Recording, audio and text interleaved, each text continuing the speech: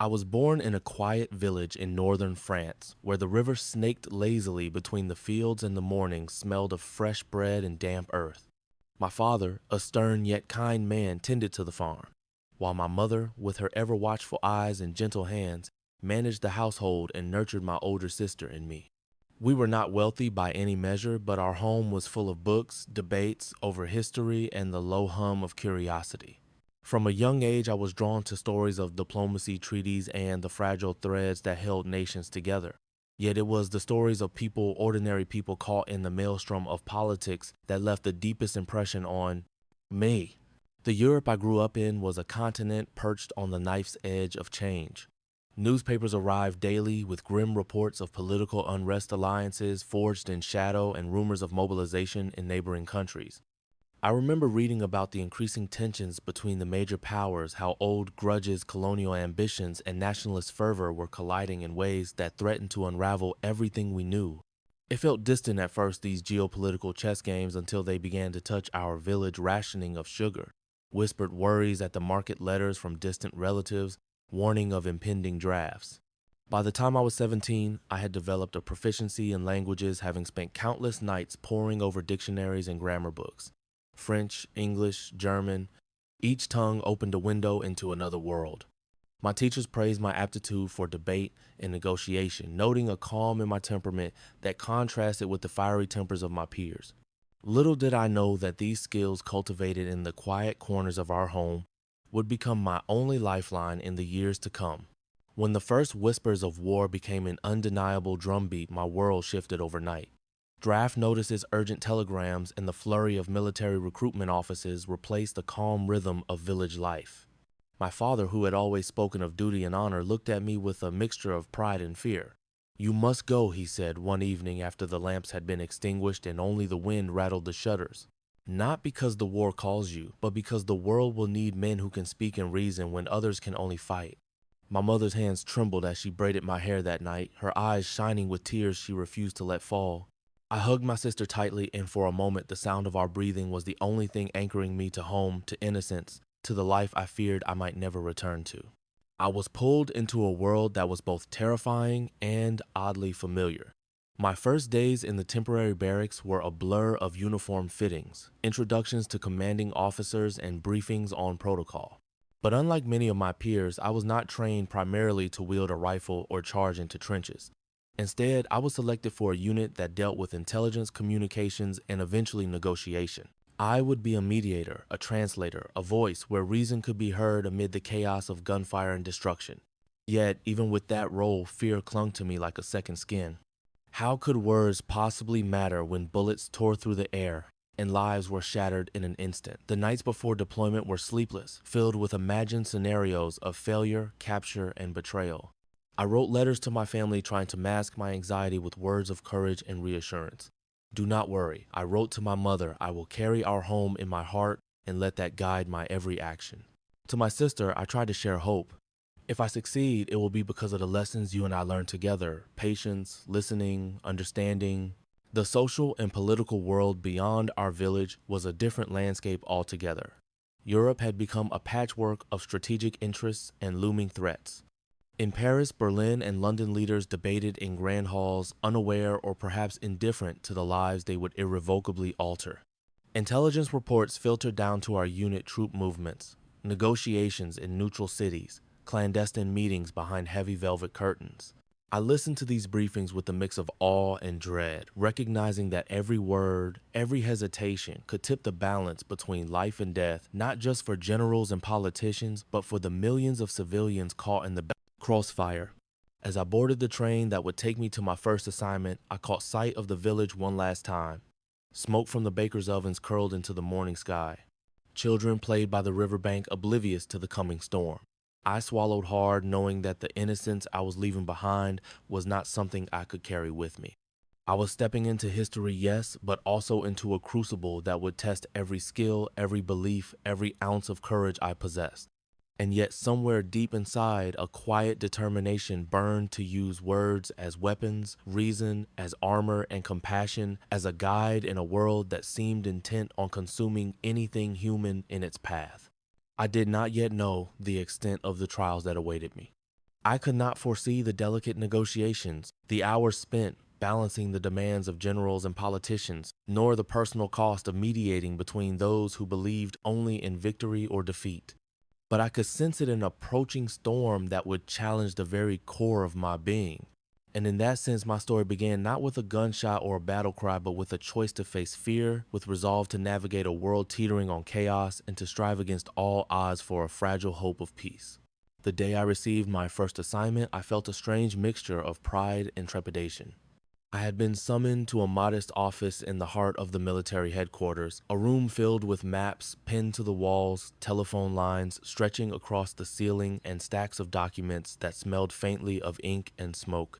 Behind a polished wooden desk sat a stern man in a crisply pressed uniform, his medals gleaming under the dim overhead light. He looked at me with an intensity that made me feel as though he were weighing my very soul. "You will be part of the liaison and intelligence unit," he said without preamble. "Your task will not be on the front lines wielding a rifle, but on the line of reason and words. You will carry messages, translate documents, and assist in negotiations. Lives, countless lives, may depend on your accuracy and discretion." I nodded, trying to steady my racing heart. It sounded honorable, almost noble, but I could not suppress the shiver that ran down my spine. I had always dreamed of serving my country, but the reality of responsibility, the weight of human lives in my hands, was something entirely different. The first hours were a blur of introductions. I met my fellow officers and aides, each assigned to specific tasks. Some would draft reports, others would coordinate communication between units, and a few like me would act as translators and negotiators in tense situations. Their eyes, like mine, held a mix of determination and apprehension. We were strangers, united by a single purpose: to navigate the storm that was already consuming Europe. That evening, I walked through the narrow streets leading back to the barracks. The city outside felt strangely alive and eerily silent at the same time. Children played in the fading light, completely unaware that their world was about to be forever altered. The aroma of bread and roasted meat wafted from small cafes, a small comfort in a world that seemed poised on the brink of chaos. I wondered if I would ever taste normalcy again, or if my life had already been irrevocably changed by the invisible tide of war. I spent that night meticulously reviewing the documents that would guide my first days. Maps of contested regions, reports on troop movements, and dossiers on enemy commanders lay before me, each page a reminder that negotiation was a game played against time and uncertainty. I tried to imagine the conversations I would have, the decisions I would influence, and the mistakes I might make. Every scenario seemed both plausible and terrifying. In the quiet hours before dawn, I penned letters to my family. To my mother, I wrote of courage and duty, attempting to mask my own fear with words of reassurance. To my father, I spoke of responsibility and vigilance, of the need to act with both heart and mind. To my sister, I offered hope, promising that I would return carrying the lessons of patience, empathy, and reason that she and I had shared in our youth. Even as I wrote, I knew that the road ahead would test every fiber of my being, and that the words on paper were merely anchors in a sea of uncertainty. The next morning, I joined my unit for the first official briefing. Maps sprawled across long tables, officers discussing strategies in low, urgent tones. Orders were given and counterorders debated. It was a dance of logic and instinct, and I was now a participant in its intricate steps. I realized then that my role, though removed from the battlefield, required a courage of a different sort. The courage to speak when others might shout, to reason when others might act on impulse, and to maintain composure when every moment could mean life or death. As I stepped into this new chapter, I could feel the enormity of what lay ahead. My training, my knowledge, and my resolve would be tested in ways I had not yet imagined. And though fear lingered beneath it, was a quiet determination to serve, to negotiate, and to wield the only weapons. I had words, reason, and empathy in a world that seemed intent on destroying them. The days that followed were a whirlwind of instruction practice and relentless mental sharpening. Our unit, though small in number, was tasked with a responsibility far greater than our collective size might suggest. We were trained not with rifles or bayonets, but with words, logic, and perception. I quickly realized that the battlefield I was about to enter demanded a kind of resilience that differed from the courage of a soldier in the trenches. It required mental agility, emotional control, and an almost surgical precision: communication. Mornings began early, often before the sun had broken the horizon.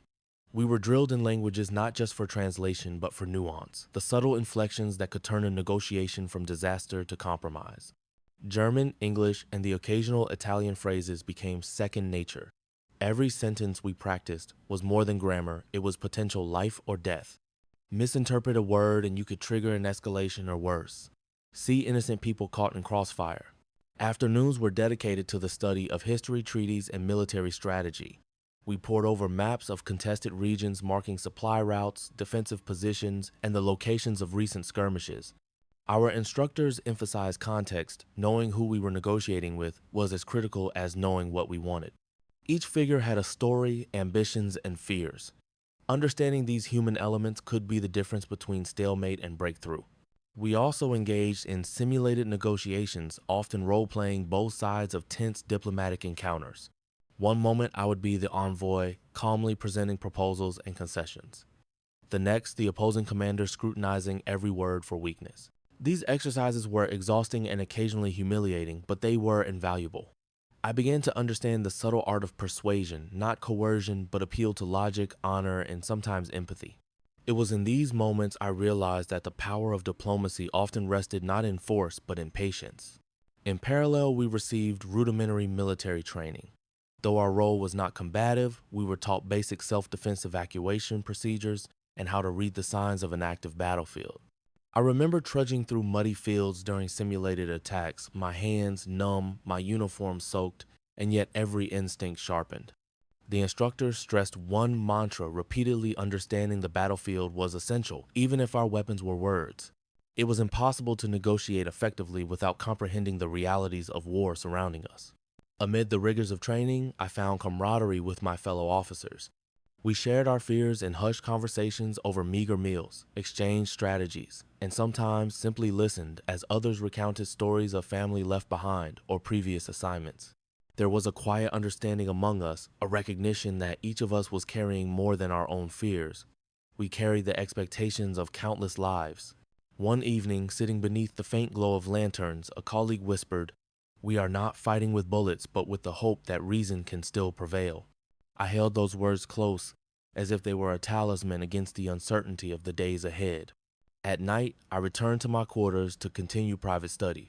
Letters from my family were a lifeline, though I often hesitated before writing back, struggling to find words that would not alarm them yet conveyed the seriousness of my preparation. I practiced speeches, reviewed maps, and replayed hypothetical scenarios in my mind. Each imagined conversation sharpened my resolve. Each hypothetical negotiation revealed my weaknesses, and each reflection strengthened my determination to act with both wisdom and compassion. By the end of the second week, the relentless routine had begun to mold me. I could sense a subtle change in myself, an awareness of my own limits, a sharper perception of others, and a growing recognition of the weight of the task ahead. I had glimpsed the truth that every decision, every word spoken, might ripple far beyond the room in which it was uttered. And though fear remained a constant companion, it was now tempered by an understanding that preparation, rigorous, exhausting, and unyielding, was the only shield I could carry into the storm of war. The training period ended not with fanfare, but with a quiet acknowledgement of readiness.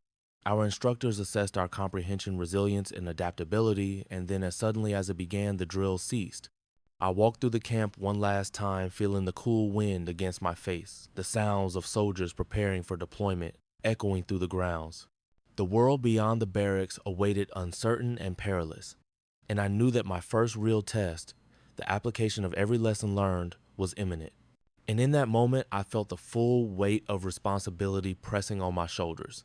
I was no longer just a student.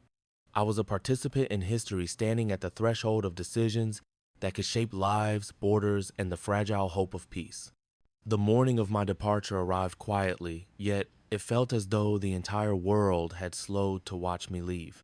I remember the heavy silence in our modest kitchen, the smell of fresh bread mingling with the faint smoke from the hearth. My mother stood at the doorway, her hands trembling slightly, as she clutched a small bundle of cloth, my father's scarf neatly folded, a talisman against the uncertainty ahead. My sister hovered nearby, her eyes wide and searching, trying to convey encouragement without fully understanding what lay before me. We exchanged few words at first.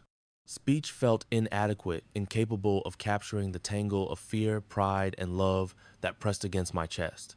I could see my father's jaw tighten, the faint tremor in his hands as he adjusted the brim of his hat. He had always been a man of action, of steady hands and measured words, and yet now he seemed as vulnerable as the rest of us. Finally, he said, "Remember who you are and let your conscience guide your words." Courage is not in the sword, but in knowing when to speak and when to listen. My mother embraced me tightly, her whisper barely audible over the pounding of my own heart. "Be careful, be wise, and remember that we will be waiting every day for your return."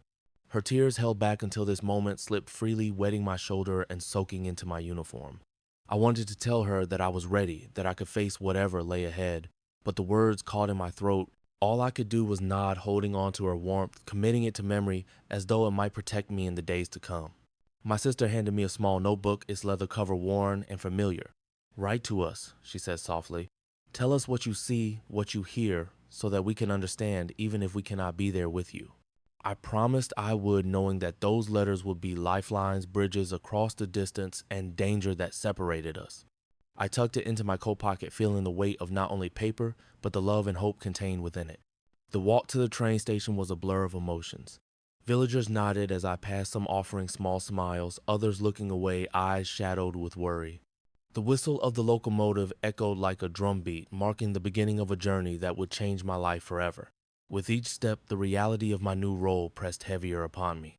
I was no longer merely a student of diplomacy. I was now a participant, a cog in a vast machinery of war and negotiation, and the stakes were higher than I could fully comprehend. On the platform, I paused to glance back at my home one last time. Smoke from the chimneys drifted lazily into the crisp morning air. Children played near the riverbank, and my family waved small figures in the distance. I swallowed hard, trying to anchor myself to that image, to commit it to memory.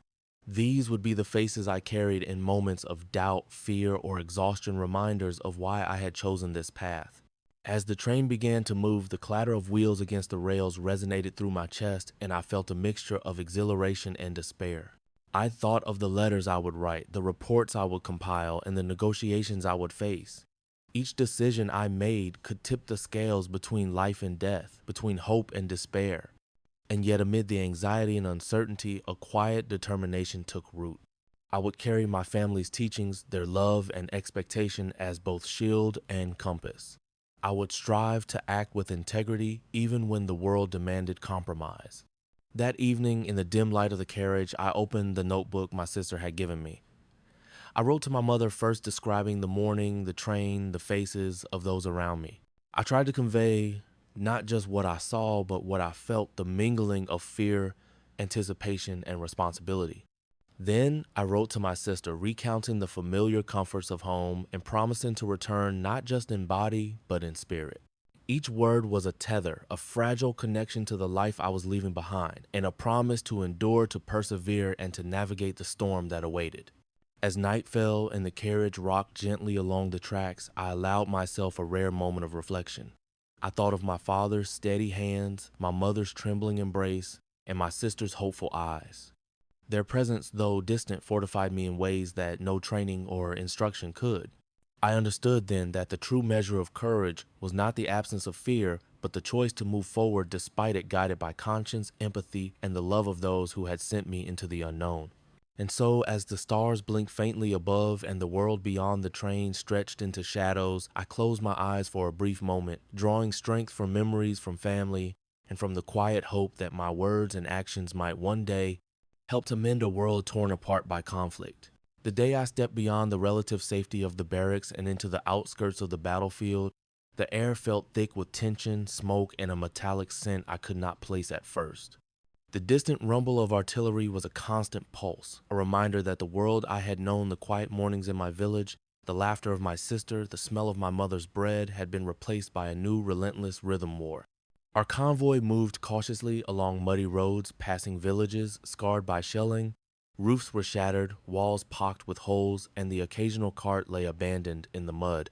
Civilians, gaunt and wary, watched us pass, their eyes reflecting a mixture of relief and suspicion. I clutched my satchel tightly, knowing it carried not only documents, but the fragile hope that reason could still prevail amidst such chaos. For the first time, I truly understood the scope of the conflict. Troops were everywhere, soldiers trudging through mud, officers shouting orders, and artillery units repositioning under the gray, smoke-laden sky. The soundscape was unlike anything I had imagined. Distant gunfire, the occasional scream, the clatter of boots on wooden planks, and the low, persistent rumble of cannons.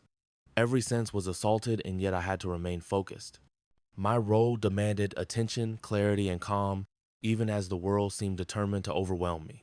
As we approached our assigned command post, I met the officers I would work alongside. They were seasoned men and women, their faces etched with exhaustion, their eyes wary yet alert. They briefed me on the situation. Our unit would act as a liaison between field commanders and the diplomatic corps, conveying messages, translating intelligence reports, and assisting in preliminary negotiations with representatives of the opposing forces where possible. Every word carried weight. One mistake could cost lives, one misread signal could trigger escalation. I remember standing at the edge of the makeshift command post, watching soldiers move like ants across the scarred terrain, and feeling a strange combination of awe and terror. This was the reality I had been trained for, yet nothing in the hours spent with maps and simulated negotiations had prepared me for the raw immediacy of it. I could feel the tension in my own muscles, my hands slightly trembling, and yet a part of me steadied itself. This was the moment to apply all I had learned to become the voice of reason in a world driven by chaos and fear. During the first few hours, I observed, listened, and recorded. I transcribed orders, translated intercepted messages, and took meticulous notes of every briefing. Each exchange, no matter how small, felt monumental. I realized that my role was not just administrative. I was a witness, a recorder of decisions that would ripple far beyond this battlefield. The weight of responsibility pressed heavily, yet I also felt a sense of purpose unlike anything before. For the first time, I understood that the art of negotiation was not a theoretical exercise, it was a lifeline. By nightfall, as the camp settled into a tense quiet, I found a moment to sit alone and reflect. The sky was overcast and distant flashes of artillery illuminated the terrain in brief, ghostly bursts. I thought of my family back home, the letters I had written, and the promises I had made. I understood now that courage was measured not by the absence of fear, but by the resolve to act despite it. And in that understanding, I felt a fragile but unwavering determination to navigate this landscape, to speak where silence might fail, and to uphold the fragile hope that reason and empathy could survive even here in the heart of war. The morning of my first mission, the air was sharp and biting, carrying the faint tang of smoke and gunpowder from skirmishes still raging a few miles away. I was assigned to accompany a small team to a nearby command post where representatives of the opposing forces had agreed reluctantly to preliminary discussions. The documents I carried were simple in appearance: maps, proposed terms, and intelligence summaries, but their implications were monumental. Every word, every phrase could tilt the fragile balance between negotiation and renewed violence. We moved cautiously through the muddy terrain, alert to every sound. The occasional thud of distant artillery reminded me that no corridor was truly safe. I could feel my heart pounding, but I focused on the task at hand. My role was clear, translate accurately, observe closely, and maintain composure. Any hesitation could be perceived as weakness. Any error could have consequences I dared not imagine. Upon arrival, the tension in the room was palpable. Military officers from both sides stood rigid faces, a mixture of suspicion, fatigue, and defiance. I took a seat slightly apart, notebook, open pen poised. The initial exchange was curt. Statements were measured, eyes narrowed, and every gesture seemed loaded with unspoken threat. I reminded myself to breathe, to listen more than I spoke, and to carry out my duties with precision. As the discussion unfolded, I translated proposals and responses, each word chosen carefully to convey not only literal meaning, but tone and intent. I noticed subtle cues, a twitch of a lip, a pause before a reply, the shift of a hand on a map. These details, I realized, were as crucial as the documents themselves. They were windows into intent, into the humanity or stubbornness behind the uniforms. The hours stretched long. Occasionally, I would glance at the faces of my colleagues, seeking reassurance, sharing a fleeting nod of understanding. The weight of responsibility pressed on me with each passing minute. I could not fail, not for myself, not for the families waiting at home, not for the countless civilians caught in the crossfire. And yet, despite the anxiety, a strange clarity emerged. In this room, amidst tension and fear, I understood the potential of words as instruments of survival. By the end of the session, we had made small progress. Concessions were acknowledged, proposals noted, and a framework for continued discussion established. It was modest, yet it represented a fragile thread of hope amid the chaos. As we prepared to leave, I allowed myself a brief, private exhale. My hands were sore from note-taking, my mind weary, yet there was a quiet pride in knowing that I had navigated this first step without error, without incident.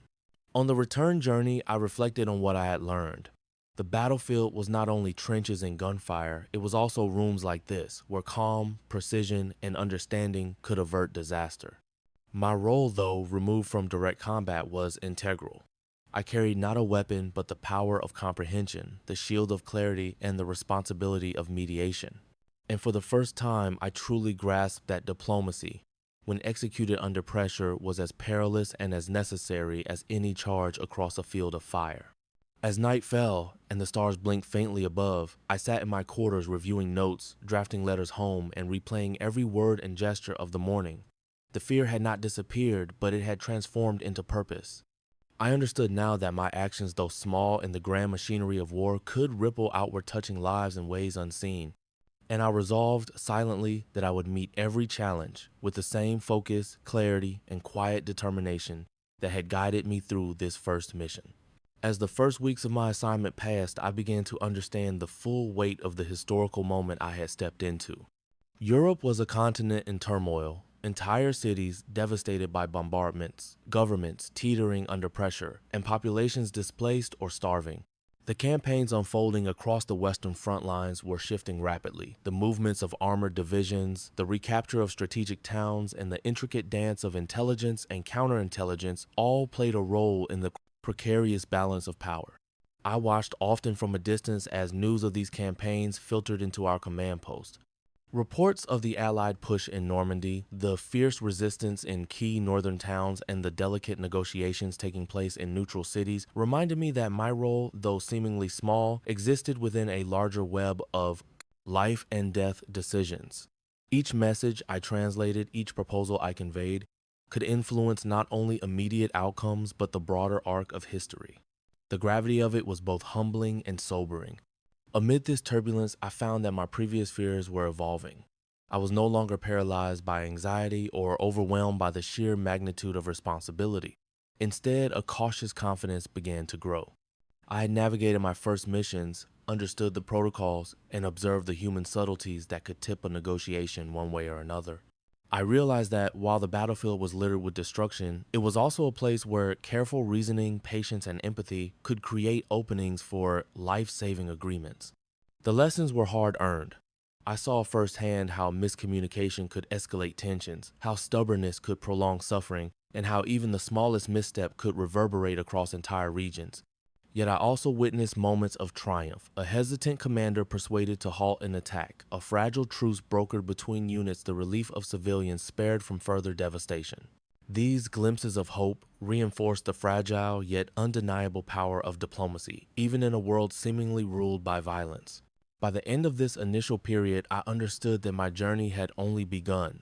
The battlefield had shown me its merciless face, but it had also taught me the subtler war waged with words, judgment, and restraint.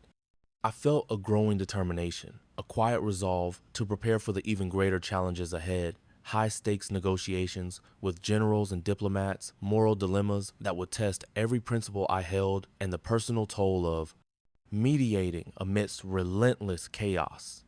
As I gazed across the war-torn landscapes from my post, the sun setting behind distant smoke and ruins, I felt the weight of history pressing upon me. I was no longer a mere observer. I was a participant in events that would define nations and lives. And though fear lingered, it was tempered by purpose. I resolved to navigate the coming storms with the clarity, courage, and empathy that had carried me through my first steps, and to ensure that even amidst war, the voice of reason could still be heard. The stage was set. The battles both on the ground and in the rooms of negotiation awaited. And I knew with a certainty that both exhilarated and unnerved me that the true tests of endurance, morality, and diplomacy were yet to come.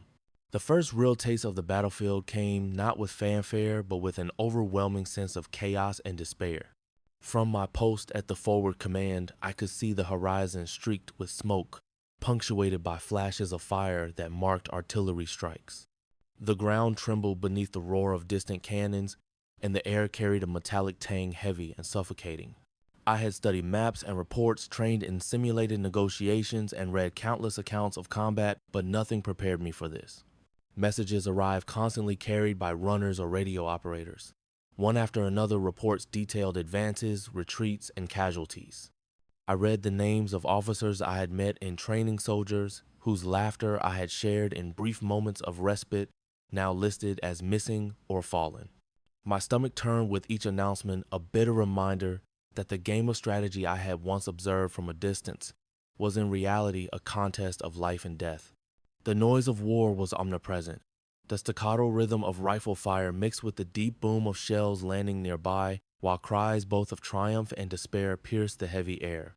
Smoke curled across the fields, obscuring lines of soldiers and making even the familiar terrain feel alien. Mud clung to boots, soaked uniforms, weighed on weary bodies, and the bitter cold of early spring seeped into every joint. I could feel the ground vibrate as tanks rolled past each movement, a reminder that the tide of battle was unpredictable and unforgiving. In the midst of this, I was acutely aware of my role.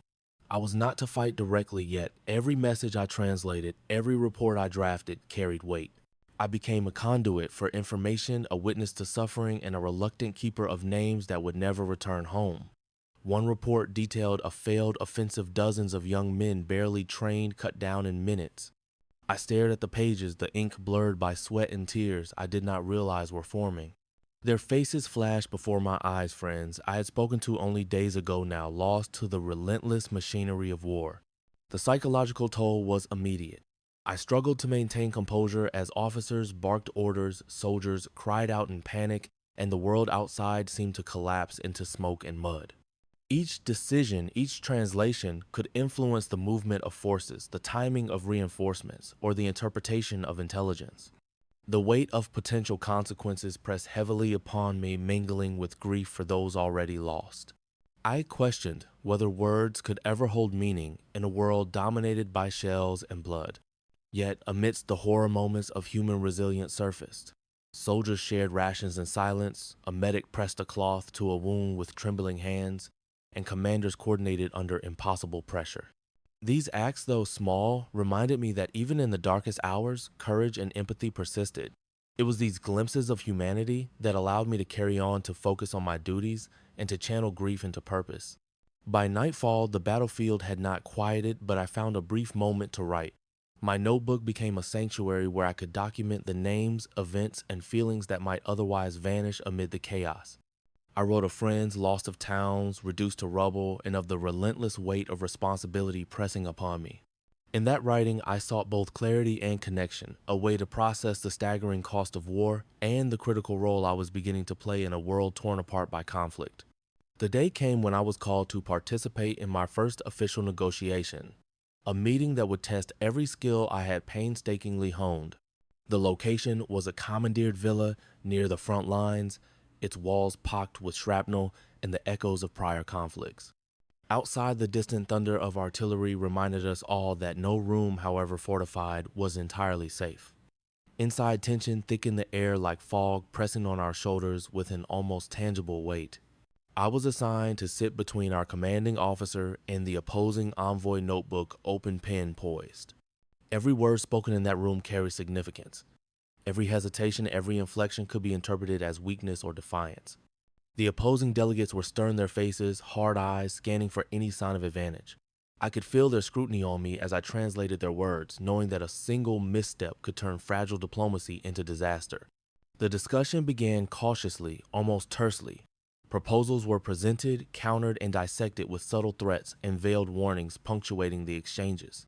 I found myself translating not just language, but intent, nuance, and even unspoken meaning. A slight pause, a raised eyebrow, a carefully placed word, all had to be conveyed faithfully to preserve both accuracy and context. I realized then that translation was not merely mechanical. It was an act of interpretation, judgment, and sometimes diplomacy in itself. Minutes stretched into hours. My hands ached from constant note-taking, my mind raced with the possibilities and consequences of every phrase. I was acutely aware that the lives of soldiers, civilians, and entire communities hung in some measure upon our words. My training had prepared me for this, but experience was a far sterner teacher. Each choice I made, each subtle nuance I preserved could avert or provoke tragedy. There were moments when the room seemed frozen, a dangerous silence where the wrong breath or gesture could unravel everything.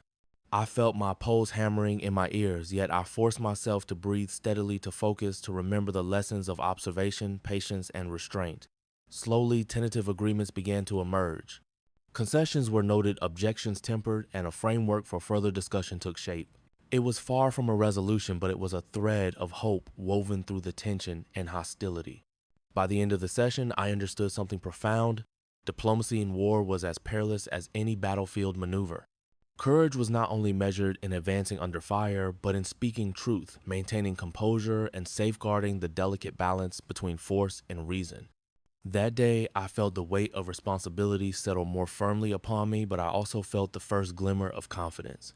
I had stepped into the storm and survived not by gun or steel, but by attention, judgment, and the careful wielding of words. In the days following my first negotiation, I began to feel the subtle but relentless weight of moral responsibility pressing upon me. The battlefield, I had learned, was not only a theater of physical conflict, but also of ethical complexity. Decisions I made, how to phrase a message, which concessions to endorse when to intervene, carried consequences far beyond the immediate moment. And yet the pressure was compounded by the knowledge that there were no perfect choices. One particular incident seared itself into my memory. A proposal had been submitted to our commanders, a compromise that would protect a civilian enclave, but required temporarily conceding strategic ground to the enemy. The generals debated fiercely, weighing tactical advantage against potential lives saved. I sat in the corner translating their words, internalizing each argument, acutely aware that my own interpretation could influence the final decision. Should I speak up, clarify, or remain silent? Could my voice, however small, sway the balance toward life or death? Sleep became fragmented. Nights were spent poring over maps and reports, replaying every meeting in my mind, second-guessing the phrases I had chosen, and questioning whether I had truly conveyed intent accurately. The mental strain was compounded by the sight of war's aftermath, bombed villages, displaced families, and the quiet, haunting expressions of soldiers who had seen too much. I realized that the most dangerous battlefield was often the one within my own mind, where fear, guilt, and duty collided. At times, I questioned the very ideals that had brought me here. Was reason truly sufficient to restrain the tide of destruction? Could words ever outweigh the force of artillery? And yet, amidst this doubt, a stubborn ember of purpose remained. I reminded myself that even if diplomacy could not stop all suffering, it could still prevent some.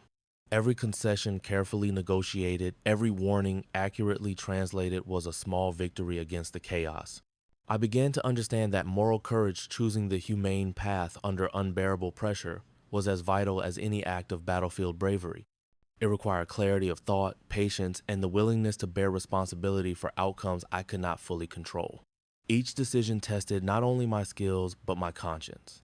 And though the weight of ethical dilemmas pressed heavily upon me, it also forged a deeper understanding of what it meant to serve, not merely to survive, but to strive for what was just, even when the world seemed bent on destruction. By the end of that week, I felt changed.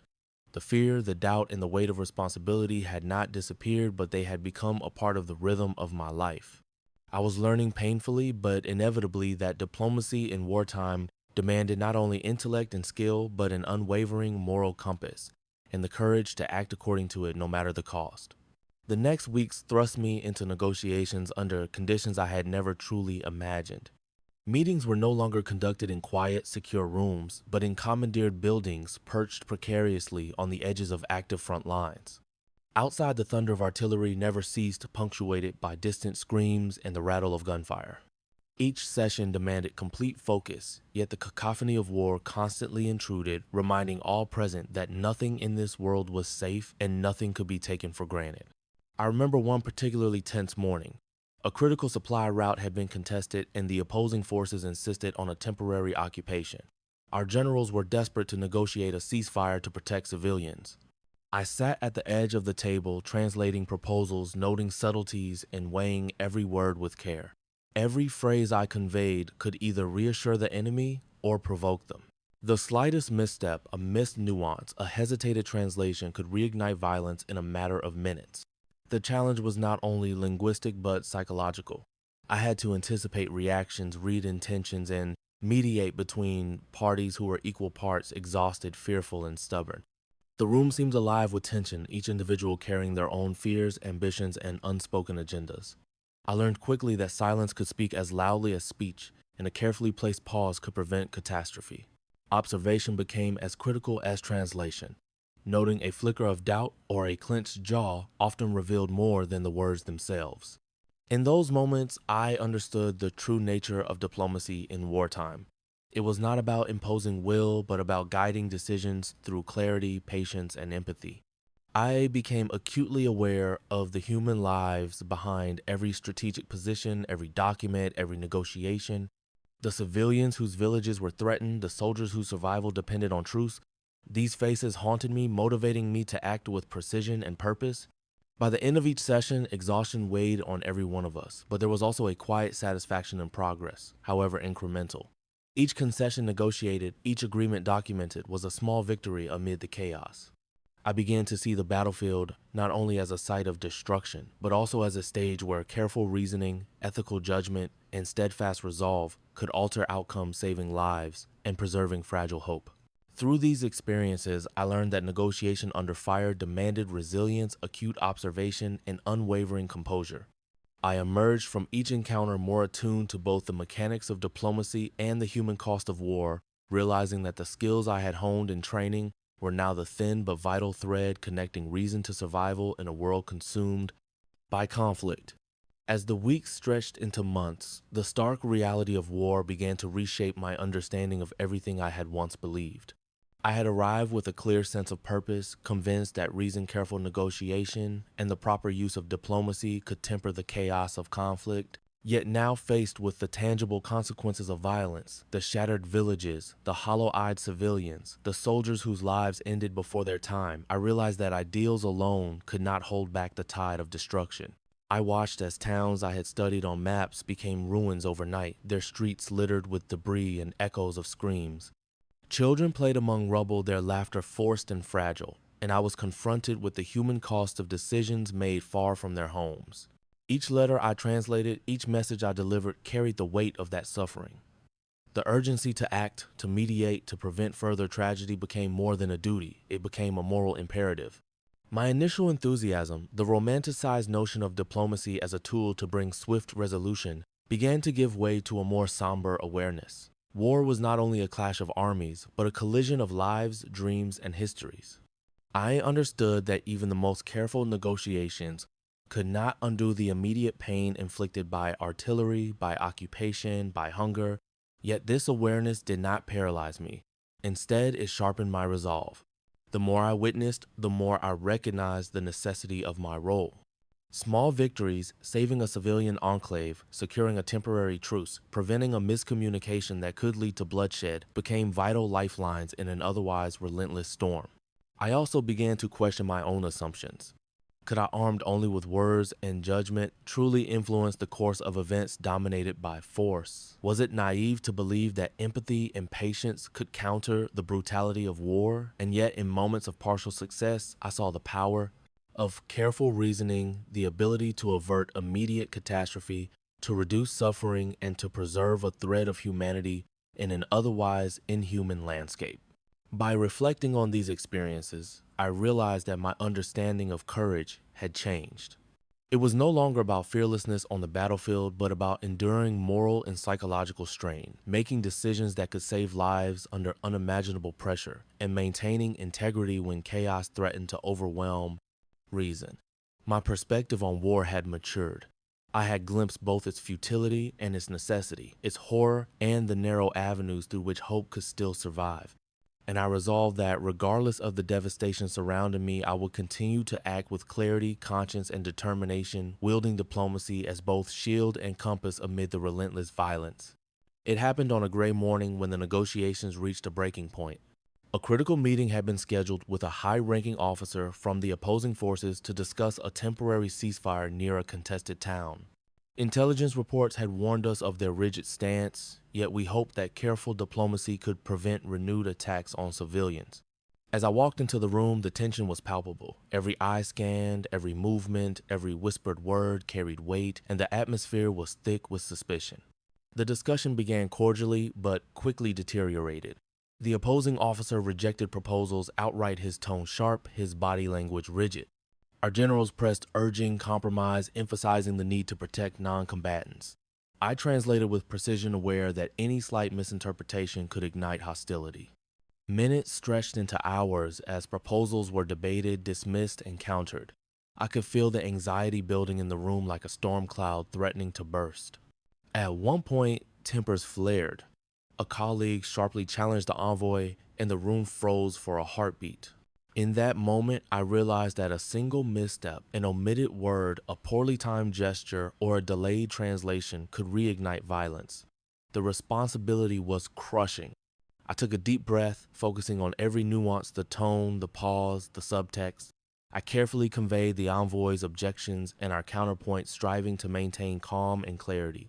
My hands shook slightly as I wrote in my notebook, recording each detail meticulously.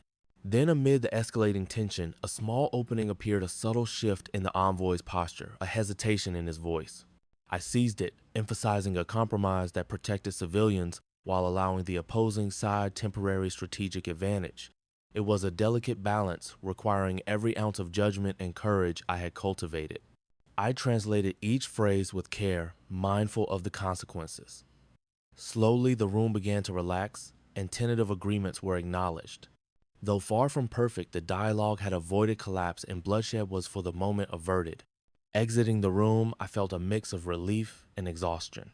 The weight of responsibility pressed heavily, yet there was also a quiet sense of achievement. I had witnessed firsthand how diplomacy, even in its most precarious form, could prevent catastrophe. I understood now that negotiation was not abstract or secondary.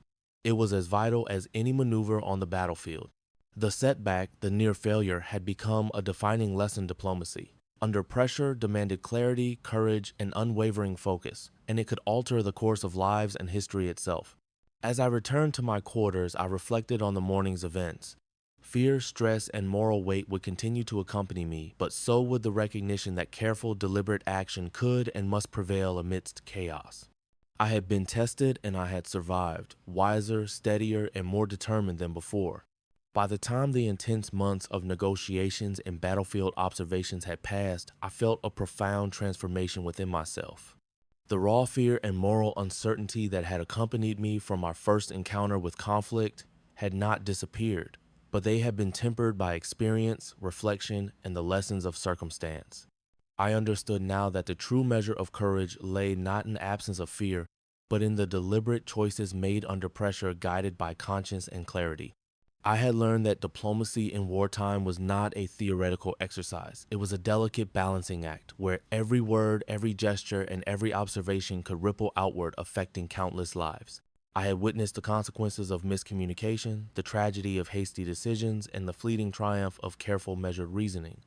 These lessons were etched into my mind, each scenario serving as both a warning and a guide for the next challenge. Equally important was the growth of my empathy and moral awareness. I had seen the devastation of civilians, the exhaustion etched on soldiers' faces, and the human cost hidden within the statistics of battle reports. These experiences reshaped my perspective on the conflict. It was not merely a contest of strategy or force, but a profound test of human resilience, ethics, and compassion. I came to understand that my role, though distant from gunfire, carried weight equal to any frontline decision. Words could build bridges, avert tragedies, and preserve fragments of humanity in a world consumed by violence.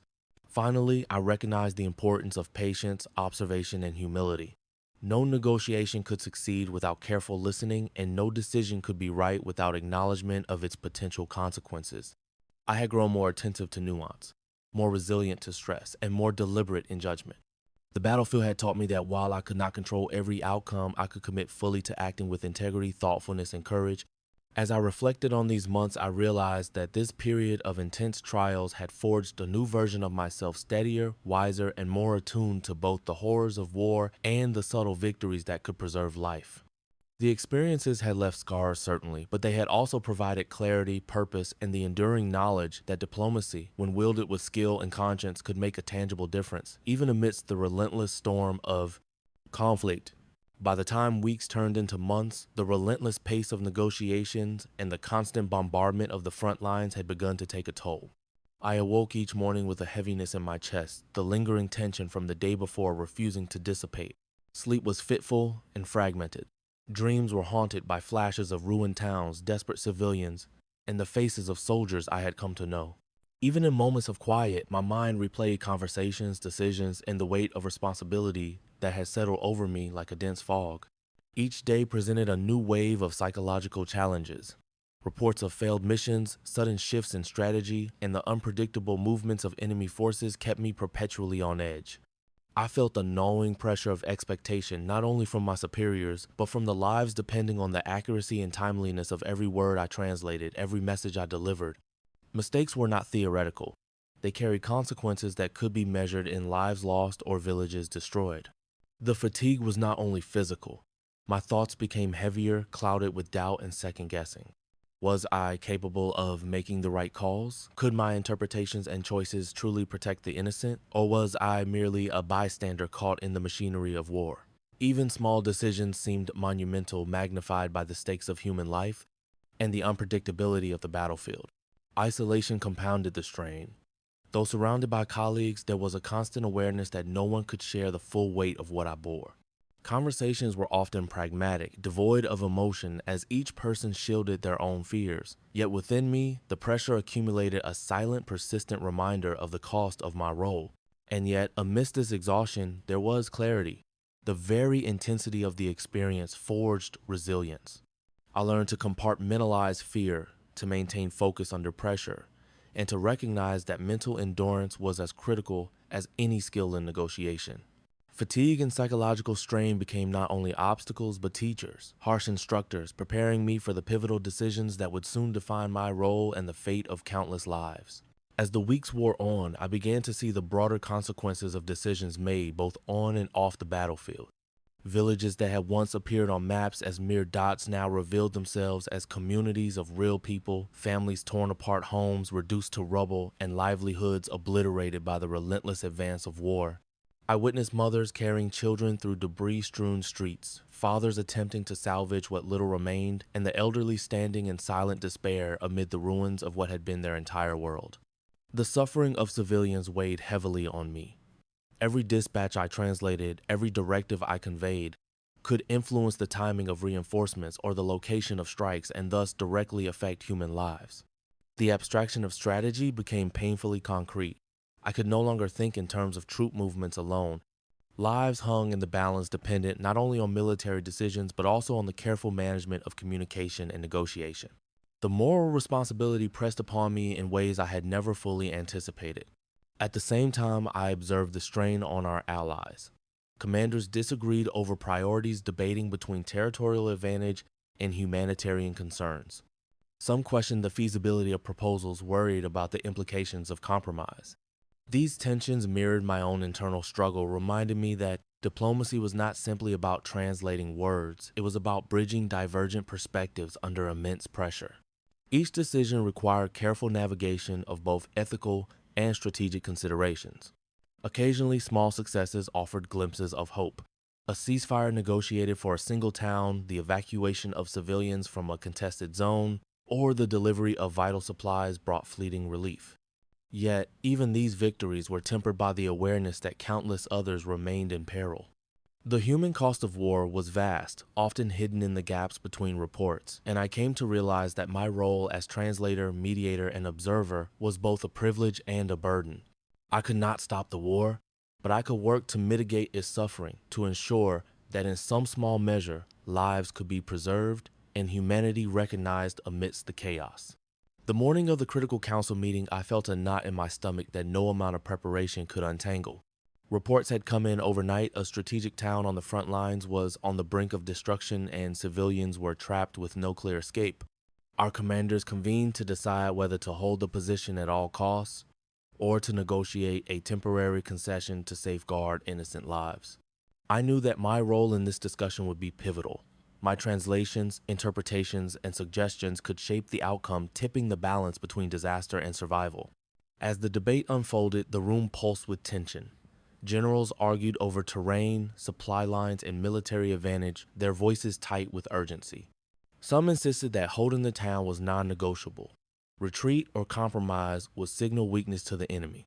Others, with a grim awareness of human cost, advocated for temporary withdrawal or a strategic truce to protect civilians. I sat quietly, pen poised over my notebook, translating each argument, capturing nuance, and weighing how my choice of words might influence perception. The decision was mine, to present to both sides how to frame a proposal that would be acceptable to our commanders while persuading the opposition to accept a temporary concession. Every phrase required precision. A misstep could provoke hostility, compromise strategic advantage, or endanger the very lives we aimed to protect. I felt the weight of countless souls pressing down on me, soldiers who had trained for months, families whose survival hung in the balance and the fragile credibility of our diplomatic efforts. After long deliberation, I suggested a compromise. We would temporarily allow the opposing forces limited access to the town in exchange for strict guarantees of civilian safety, monitored jointly by both sides. My words were chosen carefully, emphasizing mutual benefit necessity and the moral imperative to prevent unnecessary suffering. There was hesitation, sharpened eyes, studying me, silent seconds stretching into eternity, but gradually the plan gained tentative acceptance. In that moment, I realized the true burden of responsibility. Concessions were not weakness. They were tools wielded to preserve life and uphold some measure of humanity amidst devastation. Yet the decision was agonizing. By yielding strategic ground, we risked our position and exposed ourselves to criticism. But to ignore the suffering would have been a moral failure. I left the meeting exhausted, aware that every choice carried consequence, but also bolstered by the knowledge that careful, courageous decision-making could save lives even in the heart of war. In the weeks following the critical concession, it became clear that the battlefield and diplomatic landscape were shifting faster than any single strategy could accommodate. The fragile ceasefires, the ebb and flow of troop movements, and the ever-present threat to civilian populations demanded not only vigilance, but adaptability. My superiors summoned me to a new assignment, one that required broader oversight and coordination extending beyond the immediate front lines. The transition was abrupt. I found myself coordinating with multiple allied contingents, each with their own agendas, communication styles, and priorities. The task was no longer simply translating or relaying messages. I now had to synthesize intelligence, anticipate conflicts between allied forces, and propose solutions that balance strategic objectives with humanitarian concerns. It was an expansion of responsibility that was both daunting and exhilarating, a step into a role that demanded not just precision, but foresight. The first days were overwhelming. Reports flooded in from different sectors, supply lines under threat, towns facing renewed shelling, and civilians in desperate need of aid. I quickly realized that the methods that had worked for a single negotiation were insufficient here. I began to develop alternative strategies, pre-briefing allied commanders on potential sticking points, drafting contingency plans for rapid civilian evacuation, and coordinating joint monitoring teams to ensure adherence to temporary agreements. Each decision required careful consideration of consequences, with constant awareness that mistakes could amplify suffering. Amid the chaos, I also had to manage interpersonal dynamics. Commanders from different nations often clashed over priorities and interpretation of agreements. Mediating between them required diplomacy, patience, and sometimes subtle persuasion, all under the constant pressure of an ongoing conflict. I drew on lessons learned from prior negotiations, applying both observation and intuition to navigate these tensions. Through this period, I felt my understanding of my own capabilities deepen. I had moved beyond the narrow focus of a translator or liaison. I was now an integral part of the decision-making process, helping to shape strategies that could influence both military outcomes and the survival of civilians.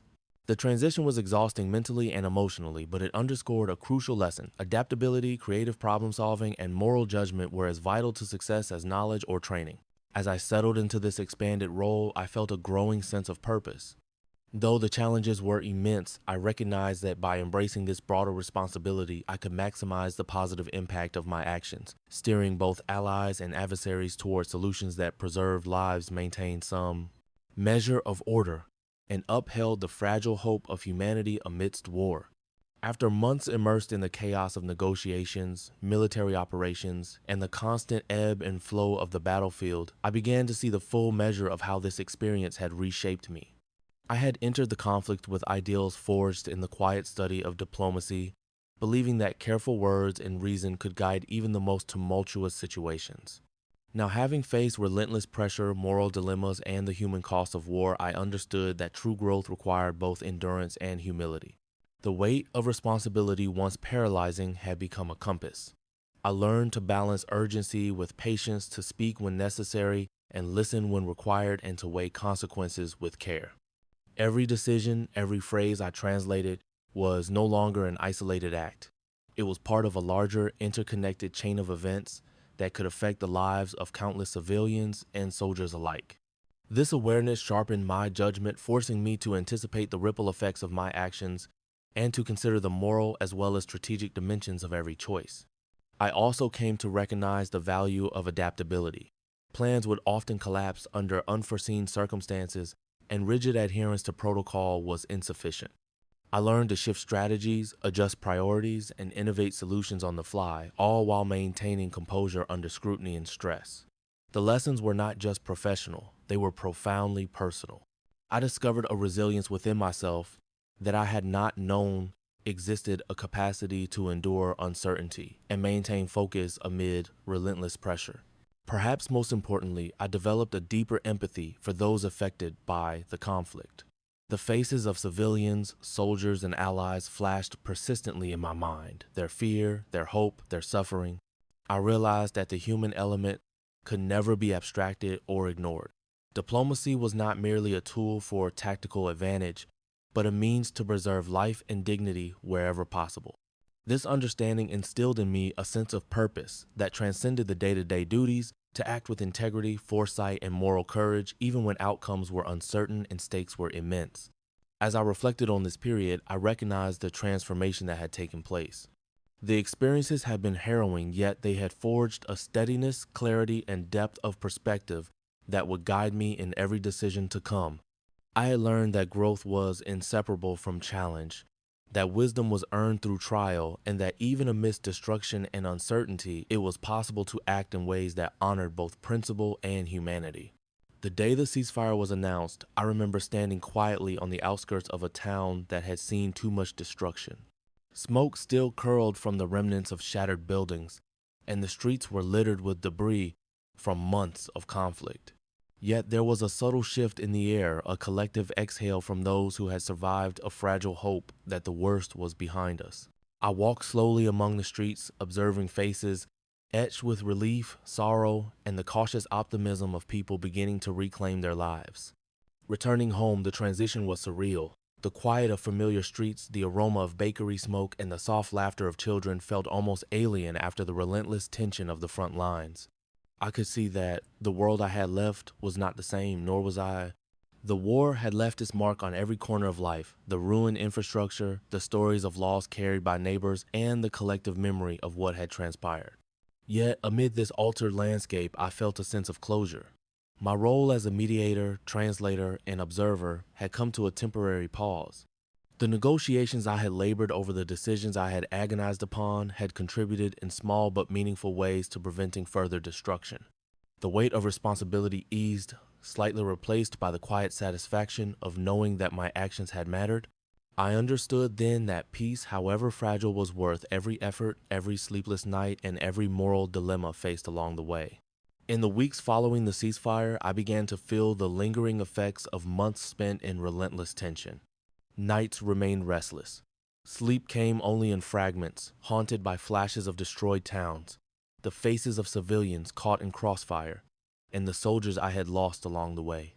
Even in daylight, memories resurfaced, unbidden, sharp images of conversations, negotiations, and the constant hum of artillery. My mind was a map of both triumph and trauma, each memory a landmark of responsibility and loss. Physically, the months of stress and exposure to harsh conditions left their mark. Fatigue was a constant companion, muscles stiff from long hours of observation, and travel and minor ailments seemed magnified by the psychological strain.